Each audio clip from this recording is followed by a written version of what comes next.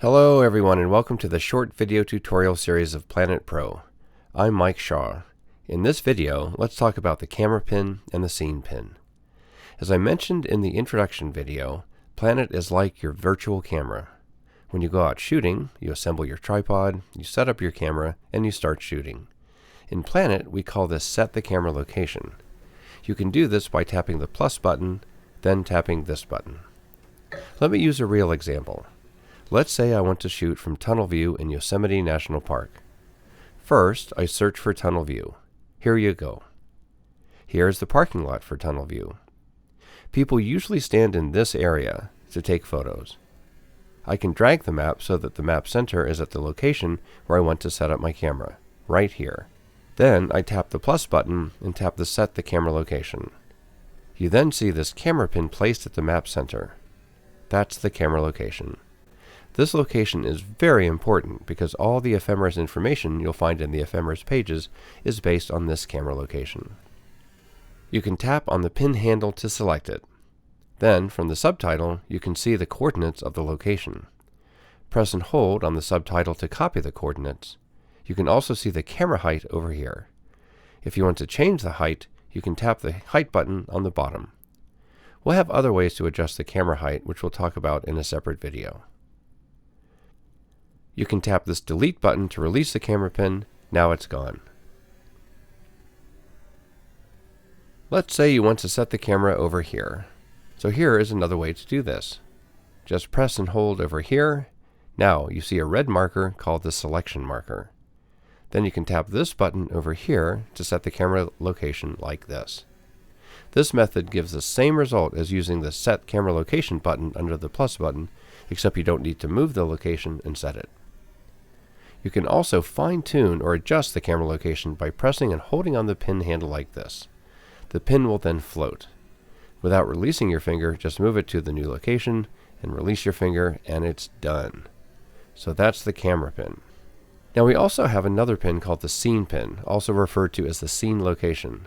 So what is the scene pin? For example, if you want to shoot the Statue of Liberty moonrise, then the Statue of Liberty should be the scene location. You would then place the scene pin at that location. If you're here in tunnel view, Half Dome will probably be your scene location. However, there are several additional exciting subjects you can see from tunnel view. Looking at this picture, you can see Half Dome. This is Cloud's Rest. This is El Capitan on the left. And on the right, here is Bridal Veil Falls. So which one would be the scene location? Well, it's really up to you. Just pick one as the main subject and place the scene pin on it. I moved the map so that Half Dome is visible. Press and hold to select a location and put the scene pin down. You can always add a marker for other subjects if it might help you with your composition. For example, I could add a mountain marker at Cloud's Rest,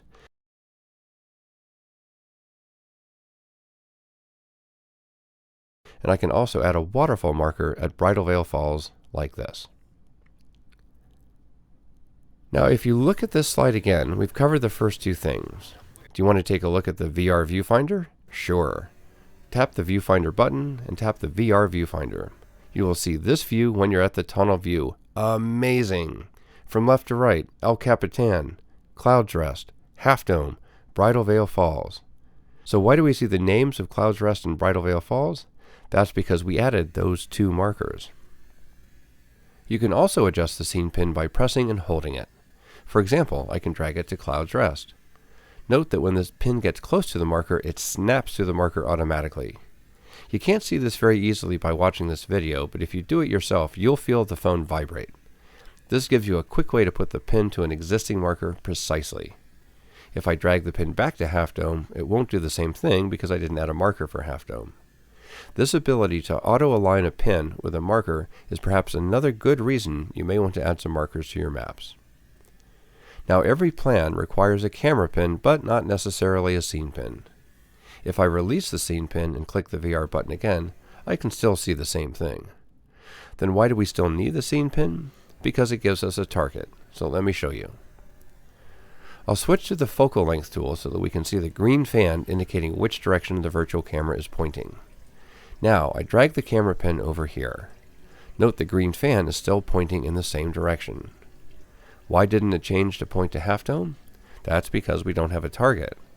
Now, let's put the scene pin at half dome. Do you see? The green fan now points to half dome. I'll again drag the camera pin to another location. The green fan changes again and constantly points to half dome so that we never lose our target in the viewfinder. Finally, I'll show you some tips to navigate the map quickly. Right now, you can see half dome, but you don't see the tunnel view. You can tap this button over here if you want to see both. Now, both pins are visible. If you want the map to center at the camera pin, just tap to select the camera pin, then tap this button. Now the camera pin is centered. As a matter of fact, this button can center at any selected location. For example, if I press and hold on the map at this location and tap the button, it is centered. Sometimes you want to see the details at the camera or scene location. There are two ways to do this. The first way is to tap to select the camera pin and then use the slider to zoom in like this. But this requires 2 steps. Another way to zoom in quickly is to slightly touch the camera pin and move up and down immediately without releasing the finger. Let's see this again. Slightly touch and then move up or down. Don't touch it too long as that will drag the pin. You can pause this video now and try it yourself if you like. It'll take a few practice to get this gesture, but once you get it, you'll always use it. It works for both the camera pin and the scene pin.